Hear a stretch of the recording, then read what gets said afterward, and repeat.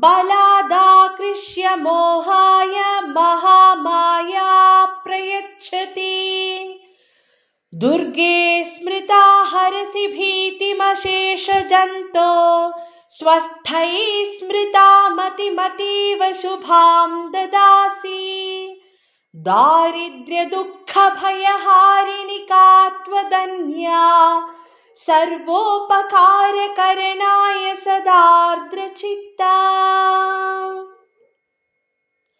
सर्वमङ्गलमाङ्गल्ये शिवे सर्वार्थसाधिके शरण्ये त्र्यम्बके गौरि नारायणि नमोऽस्तुते।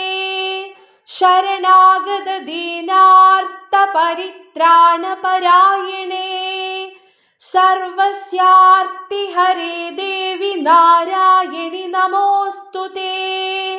सर्वस्वरूपे सर्वेशे सर्वशक्तिसमन्विते भयेभ्यस्त्राहि नो देवि दुर्गे देवि नमोऽस्तुते। रोगानशेषानपहंसि तुष्टा रुष्टादुकामान् सकलानभीष्टान् त्वामाश्रितानां न विपन्नराणां त्वामाश्रिता ह्याश्रयतां प्रयान्ति।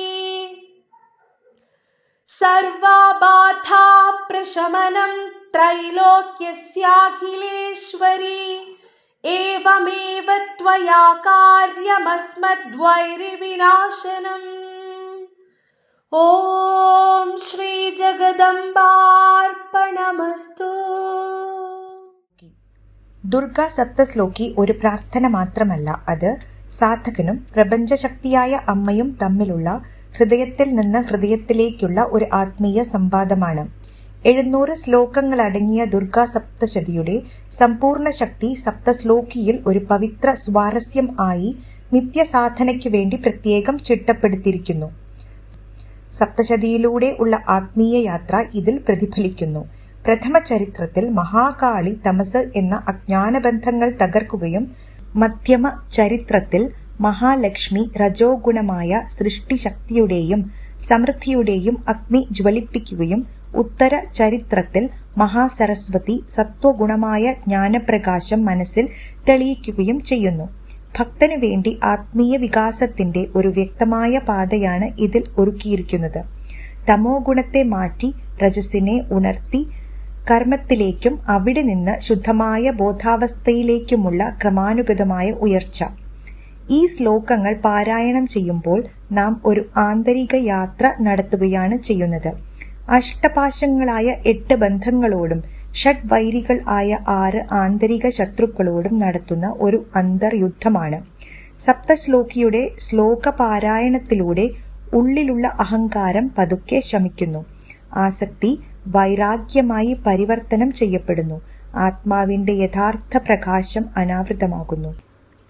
ഇതിന്റെ മർമ്മത്തിൽ ശരണാഗതിയുടെ മഹാരഹസ്യം അടങ്ങിയിരിക്കുന്നു, അതായത് സമ്പൂർണ്ണ സമർപ്പണം. അമ്മ പരമസത്യത്തിൽ മാത്രമല്ല, നമ്മുടെ വിശപ്പിലും ഉറക്കത്തിലും ഒരുപോലെ സന്നിഹിതയാണെന്ന തിരിച്ചറിവ് ഇതിൽ നിന്നും ഉണ്ടാകുന്നു. സാക്ഷാൽ ശ്രീ മഹാദേവിയെ ദൈനംദിന ജീവിതത്തിലേക്ക് കൊണ്ടുവന്ന സപ്തശ്ലോകി ഗൃഹസ്ഥ ജീവിതത്തെ തന്നെ ഒരു ജീവയോഗമാക്കി മാറ്റുന്നു. അത് നമ്മെ ഒരു ജീവിതം മാറ്റിമറിക്കുന്ന സത്യം ലളിതമായി പഠിപ്പിക്കുന്നു.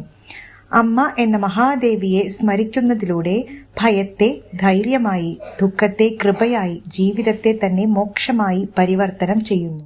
ജയ് ചണ്ഡി.